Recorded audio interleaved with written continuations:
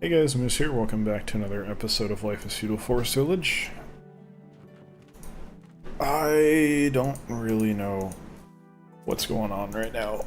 I had a kind of it was my first week back after vacation, and like Monday and Tuesday were kind of normal. Or, well, unfortunately normal. There was some pointless irritation to deal with. Issues that shouldn't have been issues that occurred because people were not paying close attention to their work, stupid things like that. But not completely horrible, and honestly that's not terribly out of the ordinary. I was trying to find that. That looks like a rock, doesn't it? It doesn't look like a bear. Anyway, right up the butt there. I think, yeah, there's a boar over here. We'll just do it. I find this handy just because, one, I don't know if these guys eat my food in storage or on the farm, and I also don't really have anyone hunting, and I need meat and hide, so I just try to do this. But yeah, Tuesday was also kind of normal. It was a little bit better. But then on... oh crap. It is spring, and we are running out of food.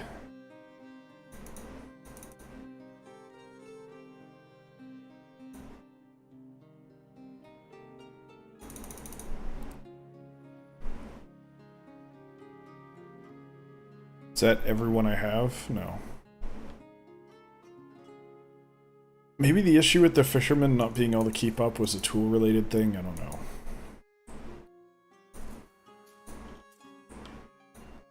We're in trouble. I don't think we're gonna starve. Yeah, we actually have like a little over 100. It's gonna get used up, but we're gonna be able to start harvesting we're gonna harvest early. We're gonna try for 2 this year. And the fishermen will kind of supplement things, I think. So we actually need to talk about building another farm. We're gonna have to build the other farm in the winter. We're not gonna... but are we gonna die now because of that?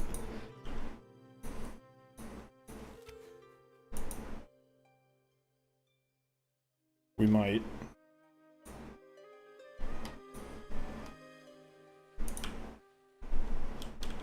I'm a little concerned right now, as you might be able to imagine.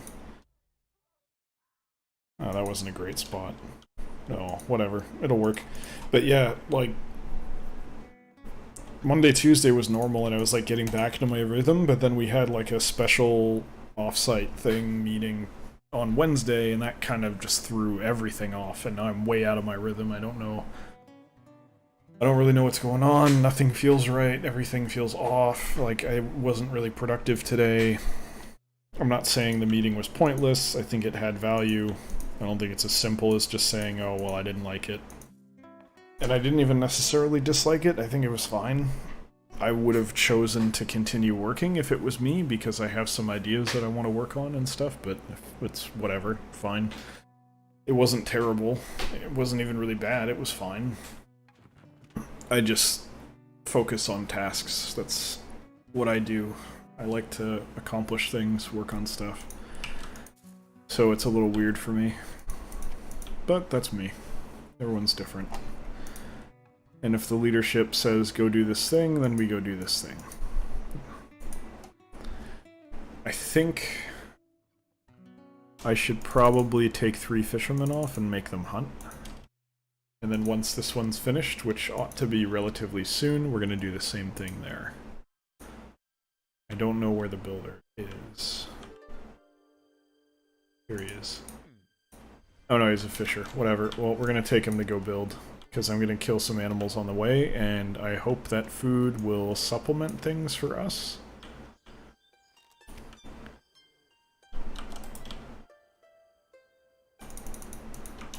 And we'll speed it up. So yeah, I'm totally off my rhythm. Nothing kind of feels right now. Everything's wrong. Everything is messed up.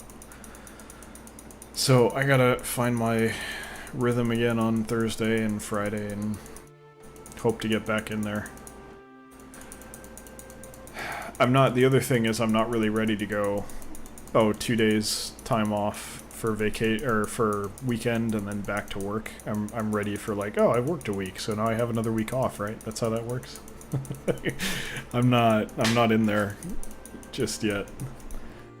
It's just getting back from vacation. You gotta. It's like booting up again. It's like rebooting your computer. It has to get everything set up again to start out. For me, anyway. But it's been alright. It hasn't been that bad. Temperature's starting to drop. It's not too terrible. Okay, you can go. Fisherman, you're gonna go right back there, though, because you guys need to go hunt. I think we have to start harvesting the potatoes because we're running out of food now. Yeah. They're, like, not quite starving, but they're getting close. So it's a little spooky. Yeah, we're okay. No one should starve. Someone probably will starve because this game is terrible in some respects, but they shouldn't. They shouldn't starve. But this is... maybe I don't know what happened. I haven't played the early game in a while. Maybe I grew too quickly, but I feel like this farm should be able to... yeah, of course someone starved, which is idiotic. That should have never happened, but whatever. Someone else will probably starve as well now. Maybe, like... I just grew too fast? I don't know, but... Yeah. You know what? I only had a third of our people working on... yeah. No, the issue is that half our population can't work. That's the issue. Because I was thinking about this. I had 4 farmers. That was my source of food, which was a third of one of the buildings. So it's a sixth of my total population, which makes sense. You know, 20% of the population. There's not enough things to do in this game for that to be. Like, if you think about it logically, and if it was real life, you'd say, oh yeah, totally. Like, 20% of the population growing food could reasonably support everyone. Maybe. I don't know. I'm not a farmer. Depending on your level of mechanization, that's probably true. But it's a video game. So there's only so many tasks to assign the villagers to, so it makes sense that you should realistically need, like, at least half of your people. I mean, it really depends on the tasks that need to be done. Because you'd say, okay, for food, basically you have a total value of 100% of your workforce, and you don't worry about individual people, because it doesn't. Just try not to worry about scaling too much. You can kind of think of it as though you're dealing with infinite villagers, because it's always going to be wonky at like 10 or something. You can't really balance for that very easily. Aside from making certain things non-essential. But you basically say, like, hey, out of 100% of my workforce, I would say, like... let's just make up some numbers. You say the game balance would be set with the expectation that 50% of the people would work on food production. And then you'd say, well, things that are not consumable don't need to be accounted for in this. Like resources, you don't need to necessarily account for in this because food production is largely seasonal. So you can handle that in the winter and just say that's part of that workforce, or it's part of another portion that I'll get to at the end here. Then you'd say, like, tools should be, like, maybe 5%, to, like, 1 to 5% of your population. I don't know, it really depends, like, basically you'd say, what is the rate at which tools are used up? And then how many tools does one person make per day, and if you have those two pieces of information, you can tell how many people you need making tools to hit equilibrium where you're using them as you make them.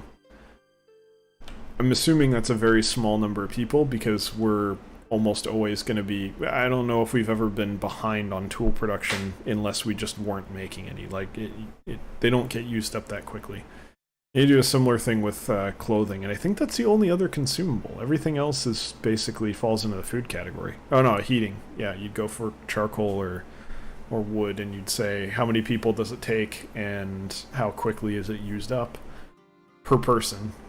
And heating might be a little weird because maybe there's more heating required for a large house relative to the number of people that are in it. I'm not sure. I'd actually be interested to see that.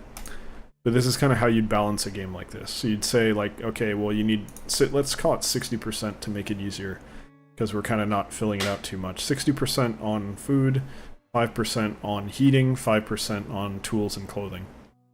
I'll just lump tools and clothing together to make it easier. So you're at 70%. And then you might say, like, okay, well, we'll call 20% youth, because you have deaths and births constantly. So you just say, like, 20% is like people growing up and cycling in and out of the population, basically. It's like a buffer. And then the remaining 10%, because that's 90%, the remaining 10% is like your flex group, which you'd say, like, people that I'd put in the mine, or have as laborers, or as builders, or any number of different things that are, like, not essential, not day-to-day, like, hey, this needs to happen, otherwise people die. Obviously, you need building, it's critical. Like, there is no village without building, obviously. You don't need me to tell you that, but it's not the same as food, so. Especially because people won't reproduce. I think we might have actually screwed ourselves by harvesting early, but I'm hoping the hunters can keep us afloat here. I'm going to build another hunting lodge so that I can have 9 people working, because this does not feel like a good situation for us right now. Oh, we don't have any stone. Oh, but people grew up, so we're actually, like, not in a completely horrible position. You know what? No, just don't forget fishing. Go work in the mine. We need this to get built. I'm surprised it takes stone, though. I feel like you could build one of these without... Well, maybe they have a fireplace. I don't know. Actually, let's take a look at one of them and see what it has. Where would you use stone here? I guess in the little pit here. That's 10 stone. How much does it take to make pavement? 12. Okay, so it takes 2 more pieces of stone to go from a campfire to pavement. Which, I'm giving them crap for that, but that's just game balance BS. You shouldn't read into it that much. I'm just being argumentative. But yeah. That's kind of how you think about, if you're thinking about, okay, well, how do you want to balance food production in a game like this, you really have to understand how quickly you expect tools to be used up, how quickly you expect clothes to be used up. You kind of have to think about all of it. And the smaller that 10% flex group is, the harder the game is, because it's, at that point, you're talking about how much the game punishes you for falling behind. Because you could say, well, I'm only going to put 50% of my manpower on food production, but that means at some other point you have to have 70% for the same period of time. If the requirement is 60. You can't cheat it. Like, there's straight numbers. Either you're making the food or you're not. So if you go under one period, you need to overproduce later to catch up. Or that's a shortfall and people die, like we just had. So, and this kind of logic, you can kind of apply it to... I don't know, can you really apply it to business? Yeah, you can. Business in real life is really interesting, because you never... As much shit as I give the villagers here, they're infinitely more efficient than any human on the planet is. People are inefficient as hell. Because just by the very nature of being human... How many times, if you work, how many times have you been like, okay, I see that there's this issue, I need to do this, I need to do something about it, but someone else needs you to, like, justify what you're doing before you do it. That's wasted time. If you're correct, the only time that's not wasted is if you're wrong. And you could say, well, generalizing it, it's not wasted because you're wrong sometimes. And you don't know whether you're right or wrong until you actually figure it out. Fine. But fundamentally, it's wasted because you could just say, yep, this is correct, move on, do the work, and that's it. And you'd be fine. But we're human, so life doesn't work that way. So, once you accept that, you have to understand that you'd say, like, oh, well, one person could easily do this job, no problem, it should be easy. But not actually, because it's never that simple. Because if you have more than one person, they have to interact with each other, and you know, you're not always going to get a new hire that's perfect. Everyone has weaknesses and strengths. Some have more weaknesses, some have more strengths. It's not a simple thing. But you can't depend on either side of that. You have to kind of understand that, you know, it's a dice roll. Maybe you get good talent, especially if you pay for it, but you don't know that until you actually get it. So you're in this weird position where it's not that simple. You can't just assume that you're going to get someone who's going to be as efficient as whatever your projection is. So bottom line, what I'm getting at is the world is incredibly inefficient. Just, even if we were doing everything right, it would still be inefficient just because we're human. And then if you add into that we don't do everything right, and people can be extremely stupid, which I'm sure most of you have experienced firsthand, it's complicated. It's really weird. So it's crazy to look at the world. Like, I think automation is going to change things a lot. I mean, it's obviously going to change things a lot, but I think people are going to realize, like, you know, it actually doesn't take that much time to do some of this stuff. And once you start putting... I think the biggest... Personally, I think one of the biggest things for automation is going to be self-driving trucks, not cars. Because if you fully automated warehouses on opposite sides of the country, like Amazon could do this, they'd have the money to do this, and it would be terrible from like a societal standpoint, because we're too stupid to do basic income. So the people who are put out of jobs as a result of this are basically going to be completely screwed. But if maybe we get intelligent and start doing basic income or something for the people who are put out of work as a result of automation, this will be very cool.